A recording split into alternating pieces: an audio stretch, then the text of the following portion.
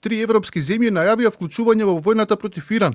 Париз, Берлин и Лондон подготвени да одговорат на нападите на Техеран и да ги заштитат заливските земји. Иранските напади ги нарекува неселективни и непропорционални и порача дека ќе ги заштитат своите национални интереси, како интересите на сојузниците во регионот.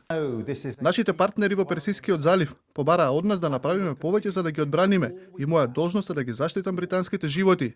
Британските авиони учествуваат во координирани одбранбени операции и веќе успешно пресретнаа ирански напади. Американскиот претседател Доналд Трамп пак вели дека е разочаран од односот на британскиот премиер затоа што не им дозволил веднаш насад да ја користат воздухопловната база Диего Гарсија за да извршат напади врз Иран. Официјален Лондон првично одбира дозволи да се извршат воздушни напади од своите бази, но Страмер најави дека ќе го прифати барањето тие да се користат во американските одбранбени напади.